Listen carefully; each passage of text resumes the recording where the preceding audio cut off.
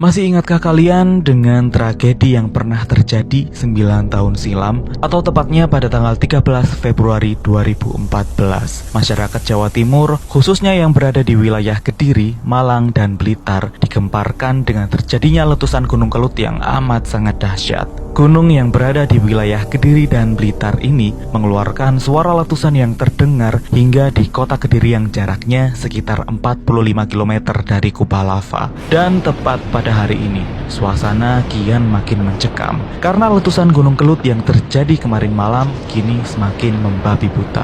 Letusan tersebut tidak hanya merusak pemukiman warga, namun juga ratusan ribu orang terpaksa harus mengungsi. Abu dari Gunung Kelut kini makin menyebar hingga ke beberapa wilayah di Pulau Jawa. Bahkan dampaknya bisa dirasakan hingga ke wilayah Jawa Tengah, Yogyakarta, dan Jawa Barat. Di Yogyakarta, hujan abu mematikan hampir seluruh aktivitas penduduk, termasuk kawasan Malioboro hingga Candi Borobudur. Puluhan pengguna sepeda motor juga ikut tergelincir karena jalanan yang licin tertutup abu vulkanik. Rasanya Gunung Kelut begitu sangat dekat. Tidak hanya itu, akibat hujan abu vulkanik ini, jarak pandang masyarakat juga ikut terganggu. Suasana pagi hingga siang hari nampak begitu gelap. Bahkan hujan abu juga dirasakan hingga di Kabupaten Bandung, Jawa Barat, yang berjarak 700 km dari Gunung Kelut. Selain melumpuhkan sejumlah kota, letusan Gunung Kelut juga menutup 7 bandara di beberapa wilayah di Pulau Jawa, mengingat jarak pandang di udara juga sangat pendek. Dan yang juga mengerikan, kubah lava di puncak Gunung Kelut juga ikut hancur akibat letusan tersebut. Hal ini karena kuatnya daya dorong dari bawah hingga menghancurkan material vulkanik ke udara. Para ahli vulkanologi menganggap kubah lava atau sumbat Gunung Kelut yang terbentuk pada tahun 2007 inilah yang menyumbat saluran magma sehingga letusan tidak segera terjadi. Sumbat ini terdorong oleh aktivitas magma yang menyebabkan kerasnya dentuman yang terdengar hingga ke beberapa wilayah di kota Kediri.